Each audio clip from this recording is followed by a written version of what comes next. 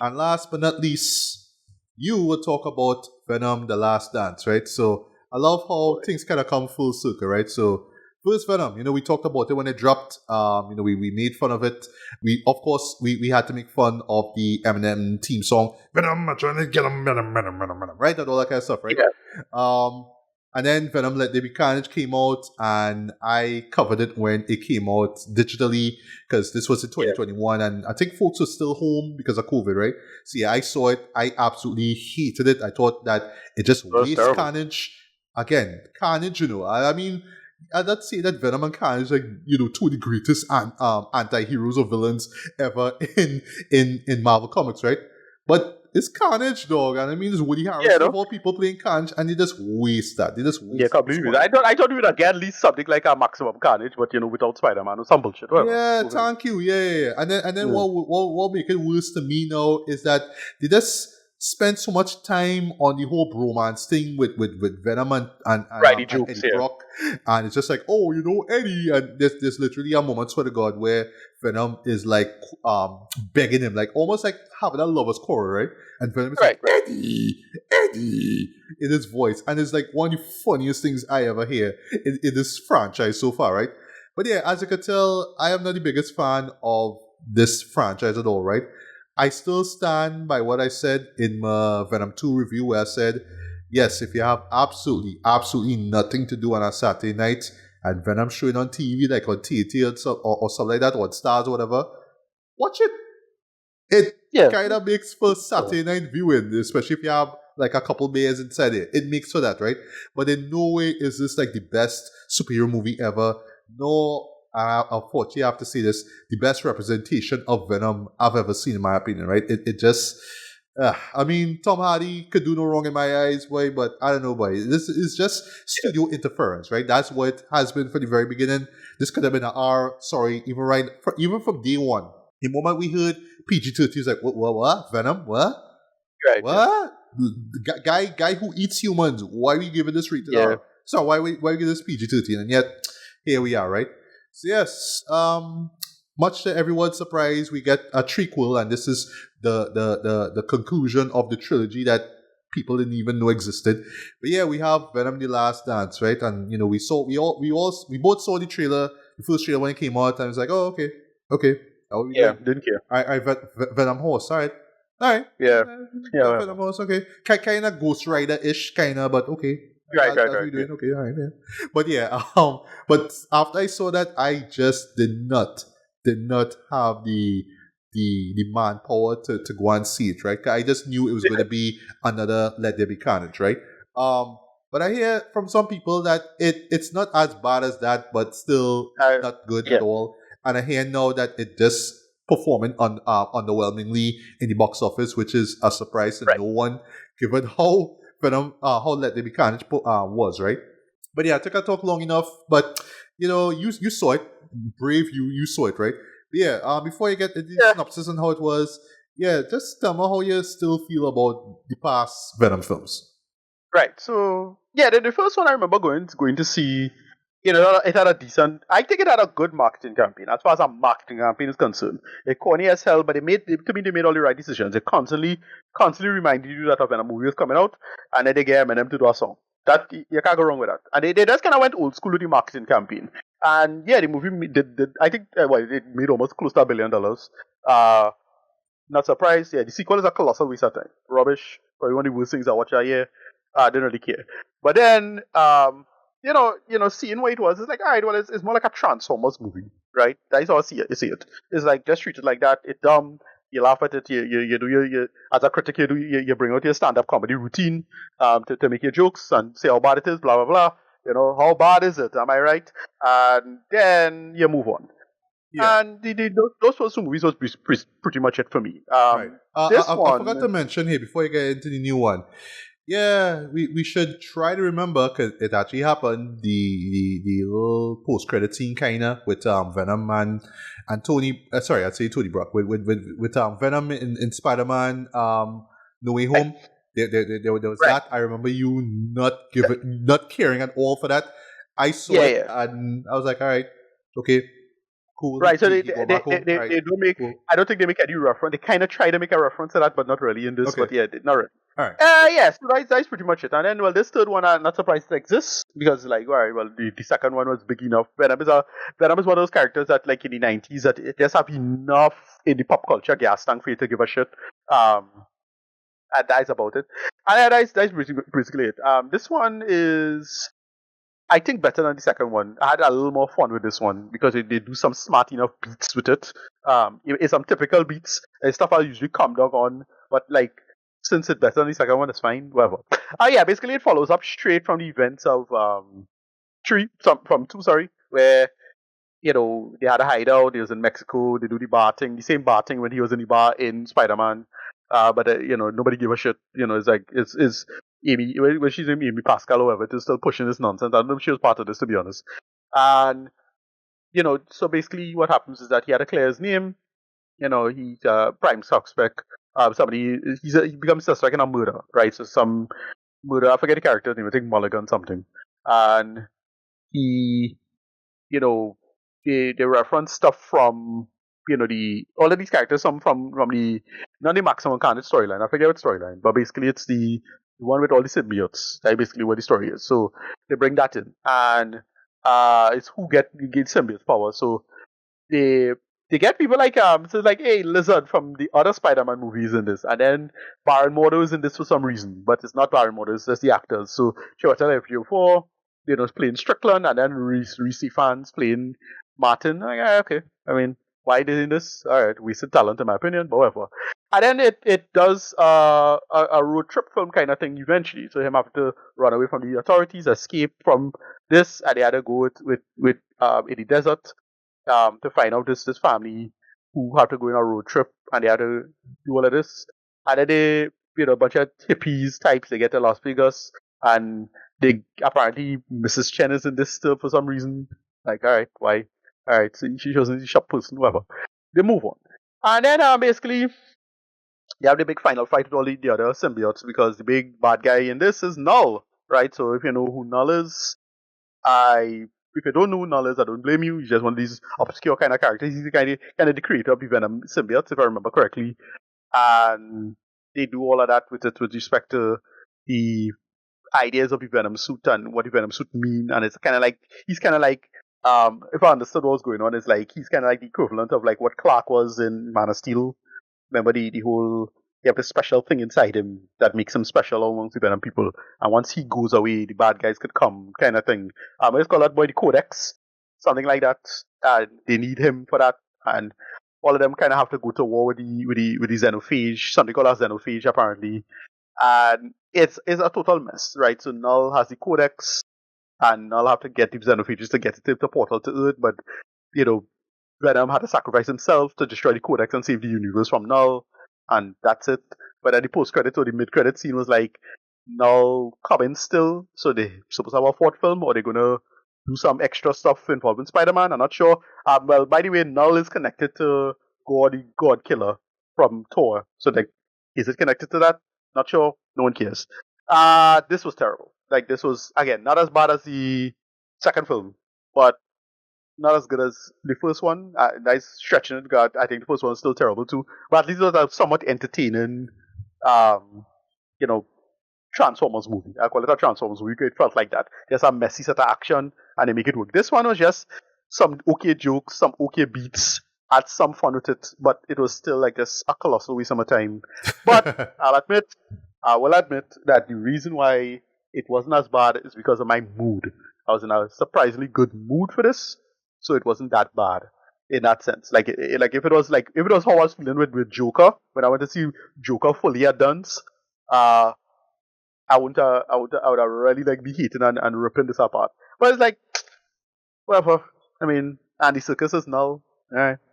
I mean, having fun. Null is not a character I care for. He's supposed to be this big, interesting character in Marvel, but you had to get me to give a shit. I don't really give a shit. And that's basically what happened to all of this. They try to do all of this interesting lore building, and none of it is interesting. Like, they get you to try to remember it's interesting, but none of it is engaging or interesting at all. And kind of comes off as too little, too late for me.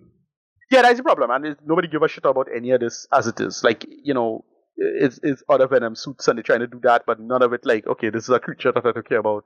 It's just a monster. Special effects look okay, like it has some decent special effects in it. Like, alright, that look cool. Alright, that's about it. But I couldn't get myself to give a shit. But as I said, I was vibes. You know, as I say, you know, it take very little to enjoy me. I was chilling with some friends. You can't go wrong with a good beer and a gyro for me. Oh, yeah. And that was pretty much it for me. I could not. It's a real shame because it's one of those things I want to see. I don't care about it because it's in better hands, but I always wanted a good Venom story, but with Spider-Man. See, that's the problem. Venom not fucking interesting without Spider-Man. So they're trying to do all of this Venom stuff. Or they could even bring in like a better version of Eddie Brock. Like I really thought they could have done the military Eddie Brock stuff, like Agent Venom, if you know that storyline. But not Eddie Brock, is Peter Parker's bully in high school. Is that guy. They could have do something with that. Flash? Right, yeah, I think Flash Thompson becomes Venom for a while, I remember. That was a thing. Okay. Stuff like that. Like they could have just do this small interesting like stuff and make that work. I don't know. Like it not engaging, and I couldn't really get myself to give a shit. Like if they do something like that might be interesting. They could have do that maybe. I don't know. Moving on. This was written. Well, before I get to rating, right? Dumb question, right? That whole Venom horse thing, that was like the mean thing about the trailer. Like, it's just a scene. It's just one scene. It wasn't funny. Okay, all right. You basically see the whole thing in the trailer. Wow. There are a couple of gags, little cuts here or there, but that was about it. To me, it was pretty much the same thing. And I was just like watching it, like, oh, that is it. I thought they would do some joke with this. No, not really. Moving on. Yeah. Whatever. Yeah. Again, it have a couple of okay gags in it because it's just.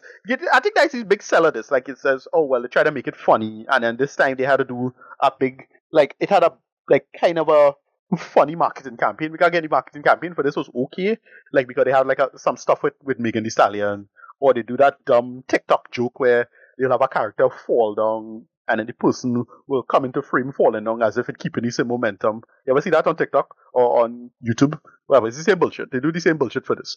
It's like that kind of like a decent enough, marketing campaign. And again, Megan Thee Stallion sticking out her tongue, but Venom sticking out her tongue too, and nice joke. Yeah, all right, yeah. Okay. Moving on. Yeah. And look, Megan Thee Stallion riding high right now. She doing good. So like, I was like, all right. I mean, I suppose that's funny. Dude, Megan. On a side note, Megan re-released. Megan the album. Now she have Act 2 now. So like, yay, right. Now I have more tracks to listen to because I listened to Megan already, right? But yeah. But back to Venom. Right. So that's about it.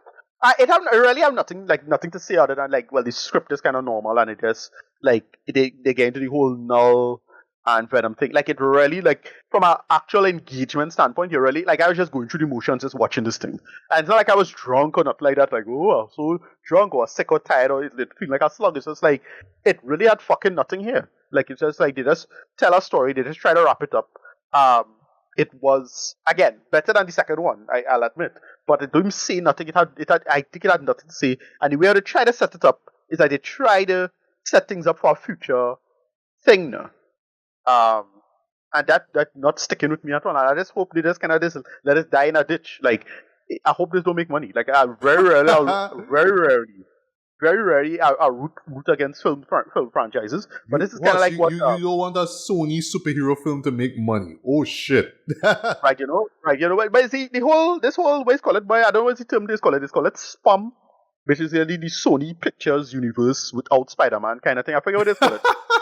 I wish I knew what the acronym was, but that's so funny. They call it SPUM or something like that, right? But it's just making a bunch of shit. All these side stories. This need to die now. Like enough of this nonsense. Yeah, but it totally felt like what Amazing Spider-Man 2 was, where it's like, wow, this is just a whole lot of nothing though. Like, just noise and clearly trying to shape up something. And something that would have kind of scratched people itch back in the mid-2000s or something like that. But not now. Like, are they still fucking doing this? Yeah. Whatever. I very rarely I root for films to fail. This is one I'm rooting for failing because I don't want anyone more of this to be me. Sorry to say it. Get better people to move on from this. Look, James Gunn shit can't come soon enough because like I just don't care about anything with Sony and Marvel anymore. Like I really hope Captain America decent and I hope they build from there. But none of this was engaging or interesting. And Sony in particular have to just end all of this. We call it Madam Web and all this nonsense and more What is no more? With this Morbius, all of that fuckery. Enough. Tired it. Moving on. Time to move on from this. This is so bad, and I waste everybody's time. I hope it don't make money. Don't go to this. It's pretty bad, right? But better than the second one. So that's saying something, maybe. Whatever. Moving on. Rating. I want to say like a 3 out of 10. Like it had a couple of laughs here or there. Couple of laughs. So I didn't completely hate it, and I was in a good mood. That really saved this movie. Because if it was going on with Venom, I was going on with Fully Adance, I was getting this as 0 out of 10. It was pretty bad. But this was just it just ultimately just feel completely pointless. Right? This whole thing, this whole enterprise. I sure it have people who enjoy this and have some fun with it, maybe, but I'm definitely not one of them. It's not like this. I don't know what's going on. Like this whole thing need to implode and start over, Jed.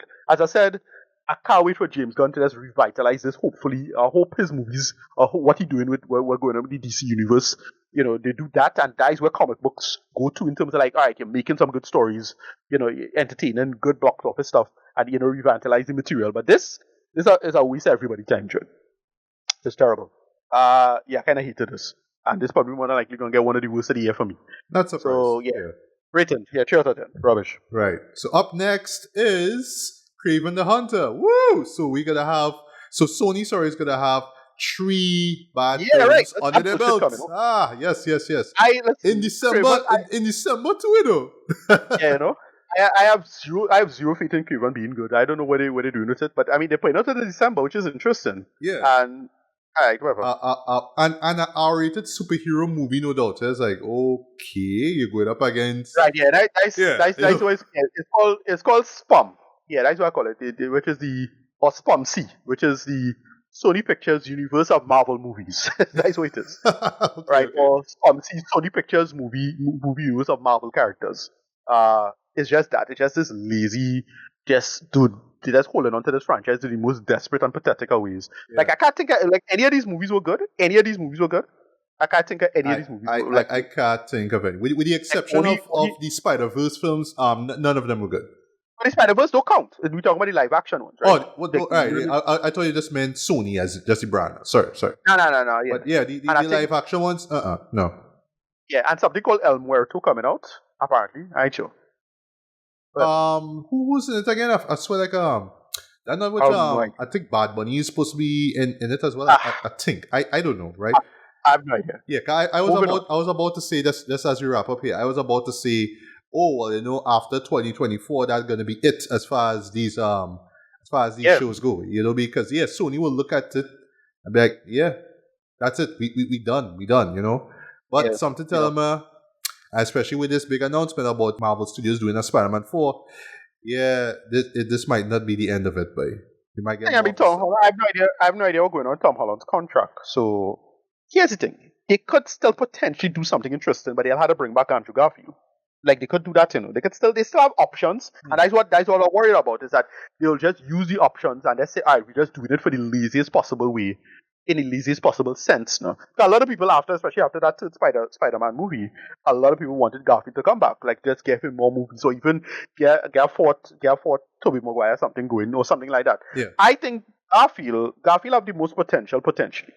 Right? He has the most potential in the sense of where you could do with it and make it interesting. Because I always felt the mistake with Garfield's films was rebooting the storyline, and I felt that what it should have done is just have him be an adult as a teacher, have the character play his age, right? Instead of this big 30-year-old hardback man playing a teenager, just shipping us, have him play a high school teacher and a TA and working for Oscorp.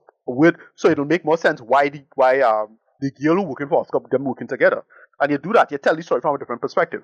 That is where you could do something interesting, but they never really did that. They just decided to reboot the franchise and then do this nonsense. My parents working for secret agent shit, that nonsense. Yeah. Why? That no. Rubbish backstory. That don't make any. I don't like a sense that nobody interested in. Whatever, moving on. That's what I'm worried about. I feel that, Sony will just keep, dragging this whole thing out in the worst way. And they say, oh, well, we have options and we'll just bring back Andrew Garfield and hype that up. And then write the shittiest fucking script. And that's my problem, is that it just is the low effort now. Yeah. Because sure, I'm sure there's a version of Venom that could work and they could make it work, but no, they wanted to just play this family film thing, but make it funny. And there's just all these cooks in the kitchen, and none of it comes together. And then, like Madam Web, they wanted to put everything together because the idea is that, well, because Madam Web connected to the multiverse, that's how you connect everything. And to just watch them fuck this up, especially in the context of the Spider-Verse film being so good. Like, wow, boy, chalk and cheese, right? It's the same people, like Tabby, right? Like, it's just a mess. Like, the whole thing is a mess, but like, for no good reason, they're tying this stuff together and making it make sense. Again, I really hope James Gunn come good with his material because he looking like he's gonna tie these things together in a really smart way, especially with all the casting news and information we getting so far. It have me hyped now. And Gunn has a solid track record. So, and I know it's DC, but the whole point is the general comic books in the industry effect now. And how people are gonna feel about that, especially in the current very precarious nature of the industry. It has been a double-edged sword, in that sense, right? Where people lean so hard at it, and it takes so much talent, and it takes so much money, and all these people, all these visual effects artists didn't get paid, and all this drama involving AI and all this fuckery. And again, this nonsense. I don't know. Again, rooting for this to fail. I very rarely don't root for things to fail, but if it fails, that means other better things are going to come in its place. I do think so. That's it. That's my last point. Right.